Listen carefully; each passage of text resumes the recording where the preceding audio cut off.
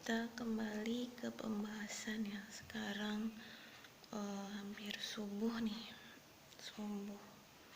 Tapi walaupun memang belum keadaan rapi, tetap aja saya tetap bicara tentang pembahasan tuntas tentang universe dan karya serta data dan relasinya dengan ini apa datanya match dengan jiwanya atau apa, itu kan menyangkut dengan teknologi ke depannya. Kan udah saya bilang kita mengalami perubahan nantinya dari era mungkin tradisional ke era milenium yang semuanya hampir mudah diakses. Jadi mungkin saya nggak datang ya di era milenium, mungkin soalnya itu kan perubahannya besar, 30 tahun mungkin 50 tahun atau mungkin lebih dari itu, saya juga tidak tahu ya. Itu kan pasti ada lah era milenium, karena kita semua akan beralih kepada teknologi yang bisa memudahkan aktivitas kita.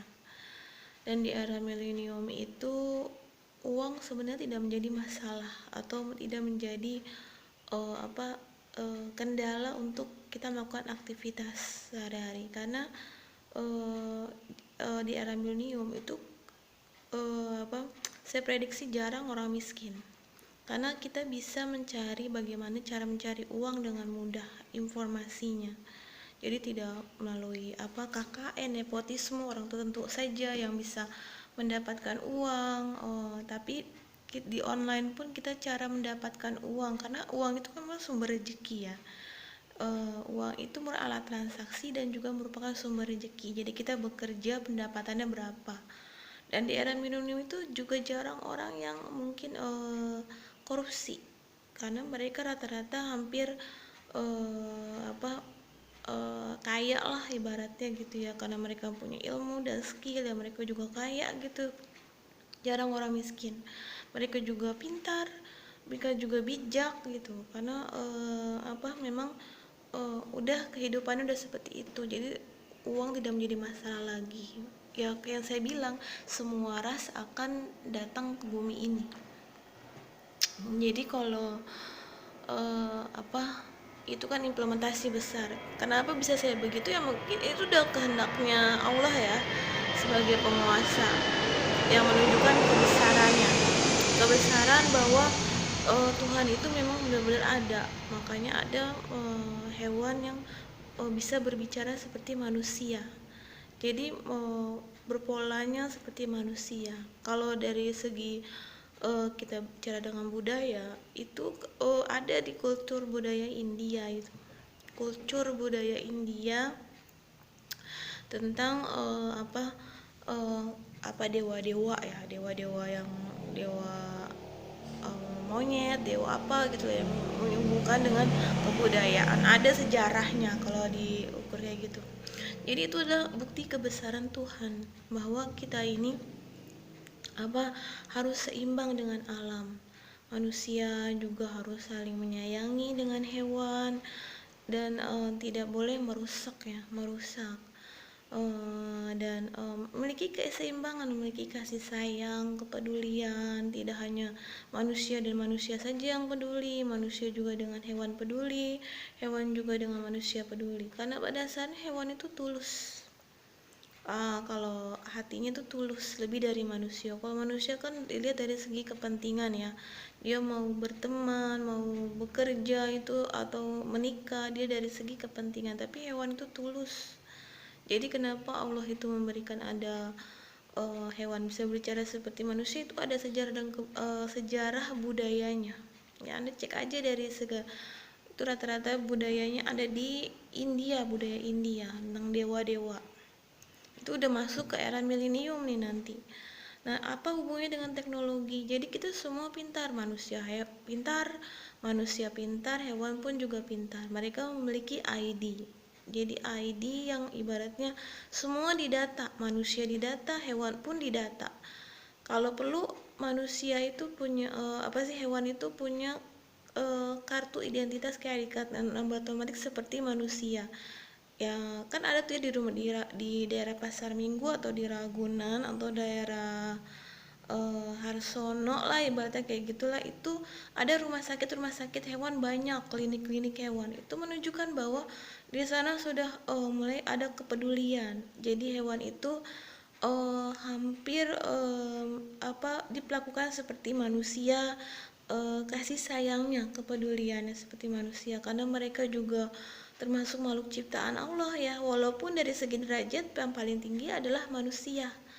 Jadi begitu, teknologi itu membantu, jadi hewan membantu manusia, manusia juga membantu hewan.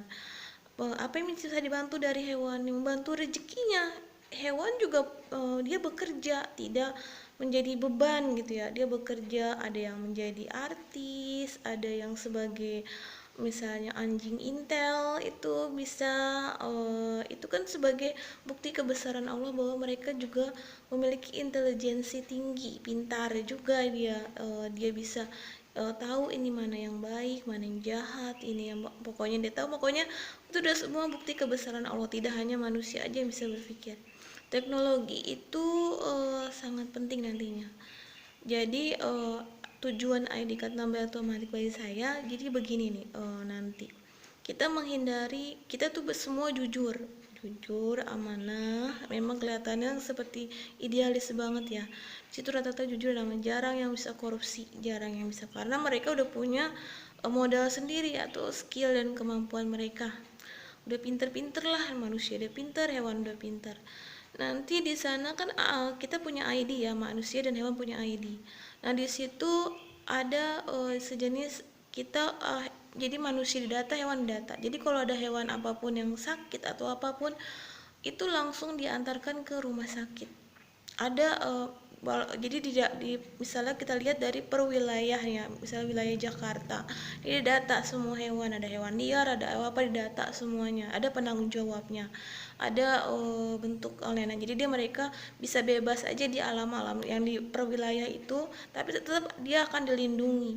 Nah di situ nanti ada juga sistem delivery jika mereka nanti tiba-tiba ada orang yang sakit ya, apa sih hewan yang sakit, jadi ada kayak delivery gratis yang udah terhubung dengan pemerintah dan swasta yang melindungi hewan-hewan liar dan hewan-hewan yang wajib dilindungi. Jadi semua makhluk hidup itu dilindungi. Jadi dia kalau ada apa-apa di jalan tiba-tiba sakit, nggak tahu kan pemiliknya siapa, langsung aja diantarkan ke rumah sakit. Dia kan punya ID tuh hewan itu.